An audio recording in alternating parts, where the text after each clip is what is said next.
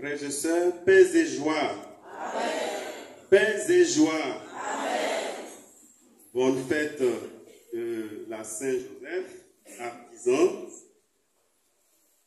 Bonne fête du travail. Que le Seigneur rende fructueux le travail de nos mains.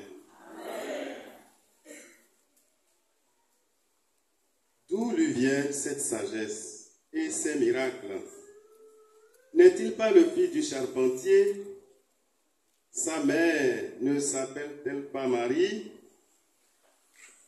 Chers pères, frères et sœurs, l'évangile que nous venons d'écouter nous montre à quel point il est parfois difficile de parler de Dieu à notre entourage, à nos parents, à nos proches, à ceux-là qui nous connaissent bien, qui savent de quel genre d'hommes ou de femmes nous sommes ou avons été.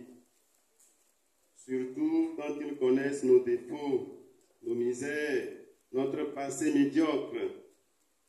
Et même quand ce n'est pas le cas, ce n'est pas évident qu'ils nous prennent au sérieux, qu'ils nous écoutent.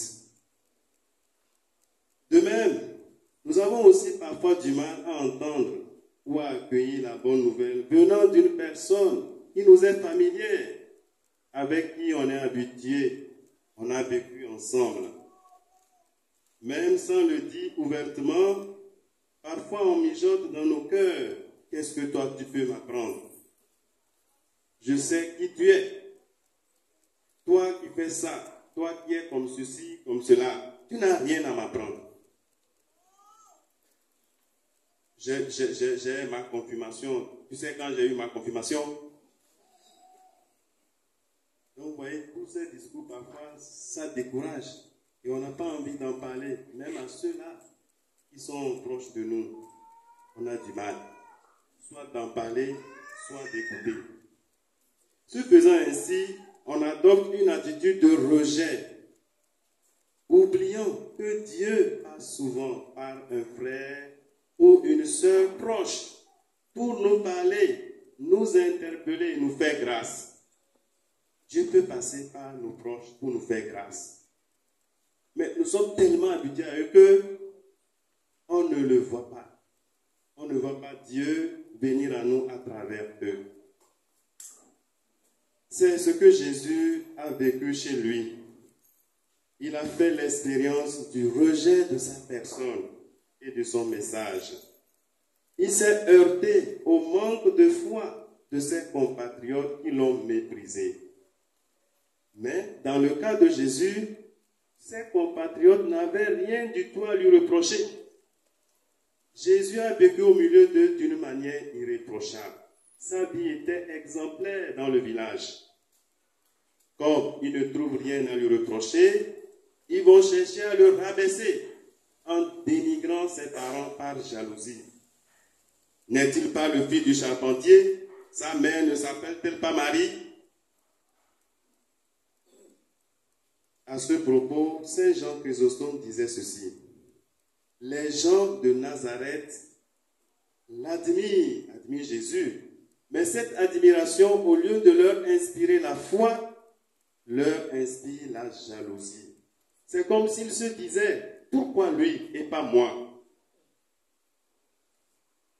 Voilà, frères et sœurs, là où commence souvent notre malheur, quand nous envions la grâce des autres. Nous nous comparons les uns les autres et cela suscite en nous la convoitise, la jalousie. On ne supporte plus son prochain simplement parce que son étoile brille et pas la mienne. C'est toi qui dis que ton étoile ne brille pas. C'est toi qui penses ça. Ses affaires prospèrent, tel est promu au travail, alors que pour nous, pour moi, rien ne bouge. C'est toujours pareil. On devient aigri contre l'autre. Parce que, pourquoi c'est lui et pas moi? C'est là qu'on commence par imaginer les pires méchancetés. Pas faire des coups bas, pas comploter contre lui pour parvenir à nos fins tordues. Frères et sœurs, Efforçons-nous de combattre ces vilains péchés qui minent et empoisonnent parfois nos relations professionnelles et interpersonnelles. Sachons nous émerveiller, apprécier les dons, les talents, les compétences, le génie créateur des uns et des autres, comme nous l'avons entendu dans la première lettre. Dieu a créé plein de choses. Il nous a doté plein de dons, de talents. Parfois, nous ne les mettons pas en pratique. Nous ne les déployons pas. Et quand nous voyons les compétences, les dons des autres briller, on en vit. Alors que nous aussi, Dieu nous en a donné. Nous ne les déployons pas. Sachons donc nous en émerveiller. Sachons accueillir ces dons comme un cadeau que Dieu donne pour le bien et l'éclat de sa création, confié aux bons soins de l'humanité. Appliquons-nous à mener à bien le travail qui est le nôtre. Travaillons avec amour et honnêteté, de manière à mériter ce qui nous est dû. Voilà, il y en a qui vont au service, ils ne font rien. Oui, ils font tout comme acte de présence. Et pourtant, ils ont du travail. Au lieu de le faire bien, ils ne le font pas. Mais ils attendent leur paye. C'est pas bien. C'est pas bien. En tout cas, même si l'employeur ou bien le responsable ne se rend pas compte, nous aurons des comptes à rendre à Dieu. Quelle que soit la nature de notre travail, faisons-le de bon cœur pour le Seigneur, disait Saint Paul aux Colossiens. Faisons-le de bon cœur pour le Seigneur, à qui nous aurons à rendre des comptes. Que l'exemple de Saint Joseph, modèle des travailleurs, nous inspire.